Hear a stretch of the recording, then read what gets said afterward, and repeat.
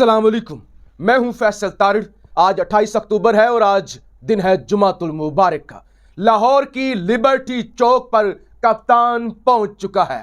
कप्तान ने कंटेनर पर चढ़कर इंपोर्टेड माफिया को ललकार दिया है। बड़ी तादाद में लोग इमरान खान के हकीकी आज़ादी मार्च में पहुंच चुके हैं। इंपोर्टेड माफिया से इस्तीफे आना शुरू हो चुके हैं और पीटीआई के अंदर भी बगावत की खबरें सर उठा रही हैं।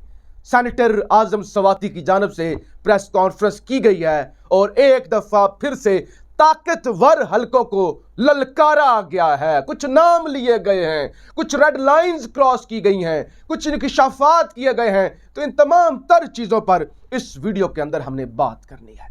कप्तान अपने वादे के मुताबिक लाहौर की लिबर्टी चौक पहुंच चुका है और वहां पे खड़े होकर कप्तान ने कह दिया है कि मैंने अपना फर्ज पूरा कर दिया है, मैंने तबले जंग बजा दिया है। अब लोग अगर मेरे साथ ना आए तो फिर शिकवा मत कीजिएगा, फिर मत कहिएगा कि हमारे हकूक की खातिर कोई खड़ा नहीं हुआ था, फिर मत कहिएगा कि इस मुल्क का निजाम ऐसा ही रहेगा, इस मुल्क में इंसाफ नहीं, ये नहीं, ये नहीं। तो कप्तान खड़ा हो चुका है, कप्तान निकल चुका है, कप्तान ने जिहाद का ऐलान कर दिया है। अब कौम अगर अपने आप को समझती है कि वो महकूम है, वो गुलाम है, उसको हकूक नहीं मिलते, उसके साथ ज्यादती होती है, उसका हॉस्पिटल्स के अंदर इलाज नहीं होता, उसके बच्चे तालीम हासिल नहीं कर सकते, उसके मुल्क में गुर्बत ही गुर्बत है, बल्कि यहां पे तो कुछ भी अच्छा नहीं है, गुर्बत ही गुर्बत है, जुल्म ही जुल्म है। तो फिर कप्तान के साथ चलो और अगर समझते हो कि ये एक फलाई रियासत है तो फिर बेशक घर में बैठे रहो। तो कप्तान ने ललकार दिया है। कप्तान जा चुका है लिबर्टी चौक और लोग भी बड़ी तादाद में कप्तान के इर्द गिर्द इकट्ठे होना शुरू हो चुके हैं। इंपोर्टेड माफिया की टांगें अभी से कांपना शुरू हो गई हैं। असद उमर की जानिब से प्लान भी सामने रख दिया गया है कि जुमेरात को हम जेलम गुज्जर खान से होते हुए रावलपिंडी और इस्लामाबाद पहुंचेंगे और चार्टर ऑफ डिमांड भी पेश कर दिया गया है। असद उमर की जानिब से कहा गया, हमारी ये डिमांड नहीं है कि आप हमें हुकूमत वापस दें, हमारी ये डिमांड भी नहीं है कि इमरान खान को आपने रात के अंधेरे में निकाला तो इमरान खान को वापस वजीर आजम बना दें।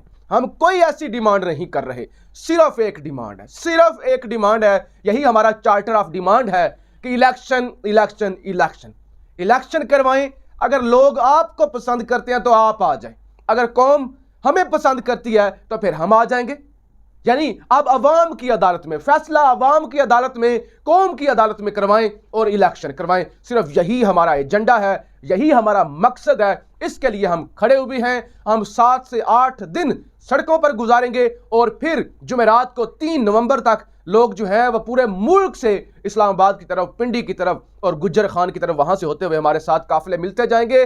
बड़े जलसे हम करेंगे, बड़े मुजाहरे करेंगे। अब हम सड़कों पर ही हैं, अब सड़कों पर हमने अपनी अदालत लगा ली है, हमने अदारों की तरफ देखा है, हमने सुप्रीम कोर्ट की तरफ देखा है, हमने सारे अदारों के दरवाजे खटखटाए हैं, नहीं मिला हमें इंसाफ, तो अब अपनी अदालत लग चुकी है। जबकि पहले दिन पहला इंपोर्टेड को बड़ा झटका, पहला इस्तीफा आ चुका है। अहमद जवाद साहब डिजिटल मीडिया के हेड, नून लीग के, इंपोर्टेड हुकूमत के, वो मुस्ताफी हो गए हैं और अहमद जवाद साहब का ताल्लुक पाकिस्तान तहरीक इंसाफ से था।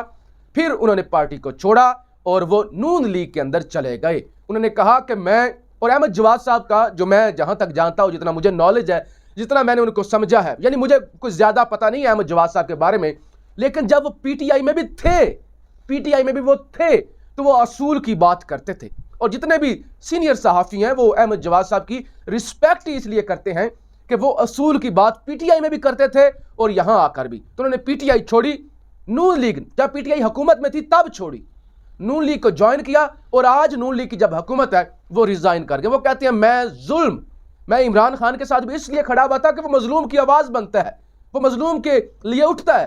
तो जब मैं वहां से मायूस हुआ तो मैं यहां आया, लेकिन यहां पे भी अरशद शरीफ का कफन मैला होने से पहले मैं इस्तीफा दे रहा हूं, क्योंकि ये जो कुछ कर रहे हैं, जिस तरह से ये सारा इल्ज़ाम इमरान खान पर शिफ्ट कर रहे हैं और ये कमीशन बना रहे हैं, ये प्रेस कॉन्फ्रेंसेस कर रहे हैं, ये सारा एजेंडा, ये सियासी एजेंडा बनाने की कोशिश कर रहे हैं, तो मैं अरशद शरीफ के खून का मुजरम नहीं बन सकता।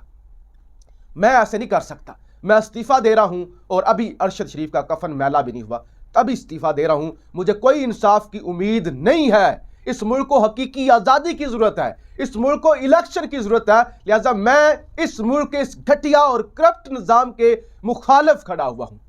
मुझे शहबाज शरीफ ने ओहदा दिया हुआ है, बड़ा ओहदा दिया हुआ है, लेकिन मैं जुल्म के लिए नहीं खड़ा हो सकता।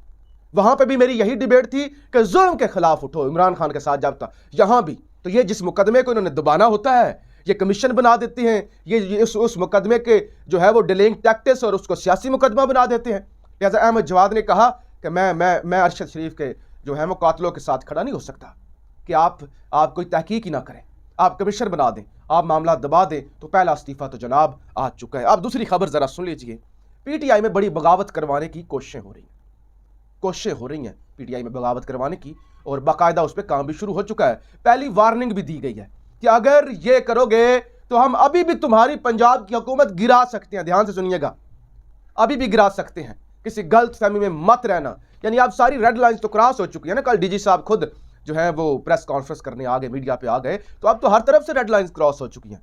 तो जनाब खुरम लगारी साहब एमपीए हैं, उनकी जानब से अब से कुछ देर पहले दावा किया गया कि देखिए जी मेरे साथ 5 से 6 एमपीए हैं, हमें बताया कुछ और गया था, दिखाया कुछ और गया है, हम इस्तीफा दे रहे हैं, हम पीटीआई को छोड़ रहे हैं। ये पंजाब से 5 से 6 एमपी है। आप 5 से 6 एमपी आप खुद अंदाजा करें, अगर छोड़ जाए तो फिर तो अक्सरियत नहीं रहती। ये सारे मामलात हैं। तो उसके बाद, उसके फौरी बाद ये खबर चली और हर तरफ हलचल मच गई। खुरम लगारी के अपने वालिद ने इसकी मुखालफत कर दी। उन्होंने कहा मैं अपने बेटे की मुखालफत करता हूं, ये गलत फैसला है, ये फैसला ठीक नहीं है, इसको पार्टी नहीं छोड़नी चाहिए, हम इमरान खान को धोखा नहीं दे सकते, मुश्किल वक्त है। और इसके साथ साथ जिन 5-6 लोगों का खुरम लगारी ने दावा किया वो भी मीडिया पे आ गए, सोशल मीडिया पे आ गए। उन्होंने कहा हम खुरम लगारी के साथ इत्तेफाक नहीं करते, झूठ बोल रहा है, हम नहीं छोड़ रहे पीटीआई को। कैसे छोड़ सकते हैं? इस वक्त हम इमरान खान के साथ खड़े हुए हैं। लेकिन दाल में कुछ तो काला जरूर है, दाल में कुछ काला जरूर है। ये खुरम लगारी की जानब से ब्लैकमेल करना और 5-6 लोगों का नाम लेना और बाद में उन लोगों की जानब से तरदीद भी आ जाना, लेकिन अंदर खाते कुछ ना कुछ हो रहा है। इतना कोई बच्चा नहीं होता, इतनी कोई सादा बात नहीं है।